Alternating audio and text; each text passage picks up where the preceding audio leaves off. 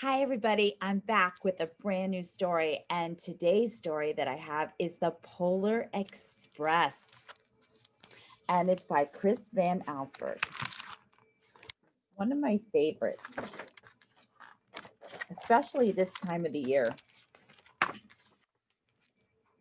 On Christmas Eve, many years ago, I lay quietly in my bed. I did not rustle the sheets.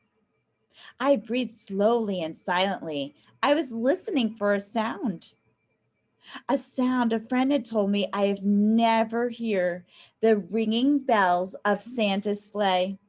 There's no Santa, my friend had insisted, but I knew that he was wrong.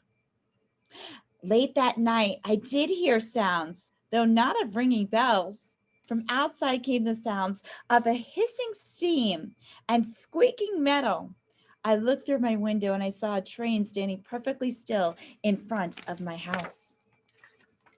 Let's see what's outside.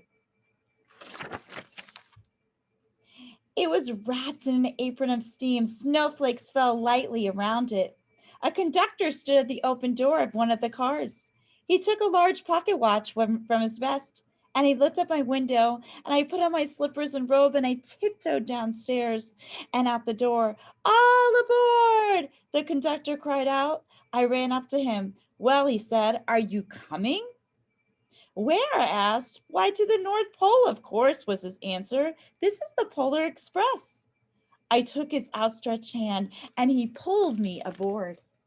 So there is the Polar Express.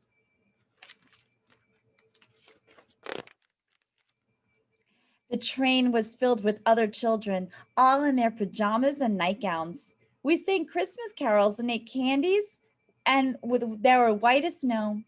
We drank hot cocoa as thick as the richest melted chocolate bars. Outside, the lights of the towns and villages, they flickered in the distance as the Polar Express raced northward. And that is on the Polar Express. Really cool, right? Soon, there was no more lights to be seen. We traveled through cold, dark forest, where lean wolves roamed and white-tailed rabbits hid from our train as they thundered through the quiet wilderness.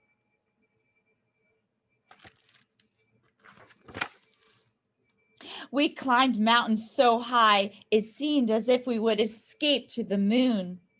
But the Polar Express never slowed down.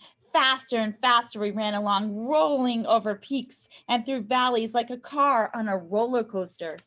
So it was full of ups and downs through the mountain peaks.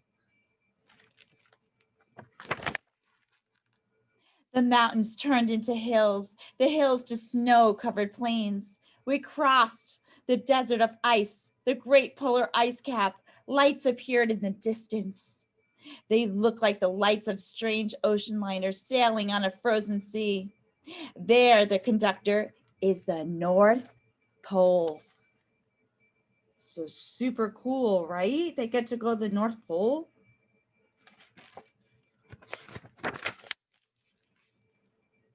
The North Pole, it was a huge city standing alone at the top of the world, filled with factories where every Christmas toy was made.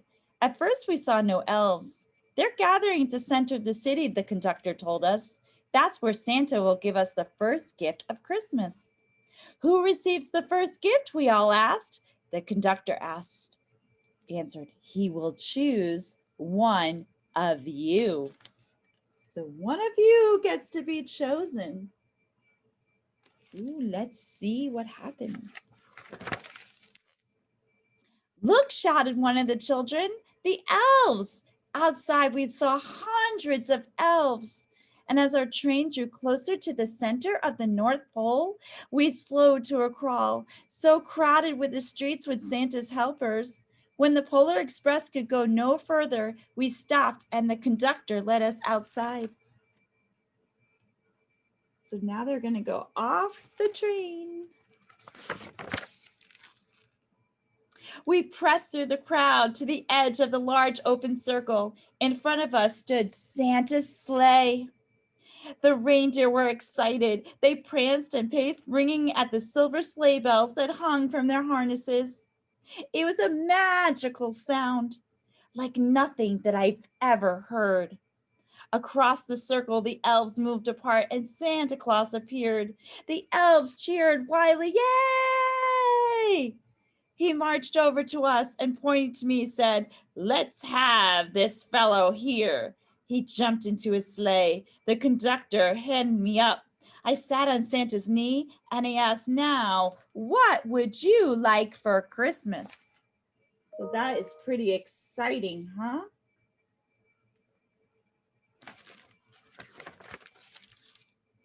I knew that I could have my gift, I can imagine. But the thing I wanted most for Christmas was not inside Santa's big bag. What I wanted more than anything was one silver bell from Santa's sleigh. When I asked, Santa smiled, and then he gave me a hug and it told an elf to cut a bell from the reindeer's harness.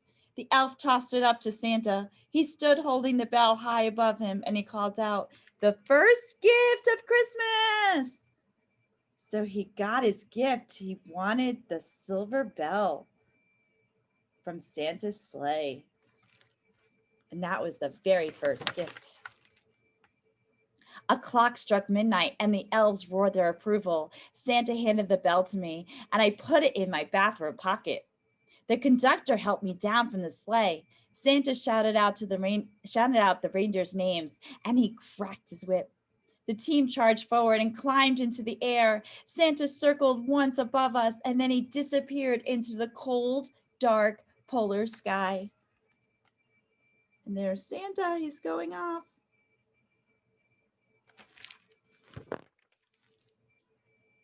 As soon as we were back inside the Polar Express, the other children asked to see the bell.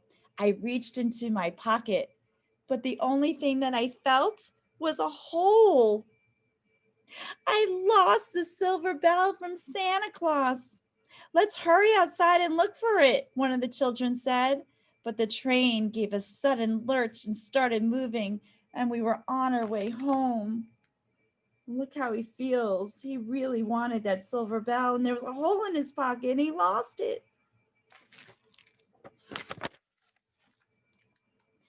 It broke my heart to lose that bell. And when the train reached my house, I sadly left the other children. I stood at my doorway and waved goodbye. The conductor said something from the moving train, but I couldn't hear him. "What?" I yelled out. He cupped his hands around his mouth. "Merry Christmas!" he shouted, and the Polar Express let out a loud blast from its whistle and it sped away. And he's sad because he doesn't have a silver bell. On Christmas morning, my little sister Sarah and I opened up our presents. And when it looked as if everything had been unwrapped, Sarah found one small box behind me. It had my name on it. And inside, do you know what's inside that little box? Yeah, it was the silver bell. There was a note. "Found this on the seat of my sleigh. Fix that hole in your pocket. Signed, Mr. C." Who do you think Mr. C is? Yeah, Santa Claus. So Santa Claus found the silver bell and he gave it back to him. I shook the bell. It made the most beautiful sound that my sister and I have ever heard. But my mother said, "Oh, that's too bad." "Yes," said my father, "it's broken." And when I shaken the bell, my parents had not heard a sound. So he was able to hear it, but his parents thought it was broken. They weren't able to hear anything. At one time, most of my friends could hear the bell, but as years passed, it fell silent for all of them. Even Sarah found one Christmas that she could no longer hear the sweet sound. Though I've grown old, the bell still rings for me, as it does for all of you that truly, truly do believe. You can hear that silver bell. And that's one of my favorites, The Polar Express by Chris Van Allsburg. Don't forget to like and subscribe, and I hope everybody enjoyed that story. Thank you, everyone.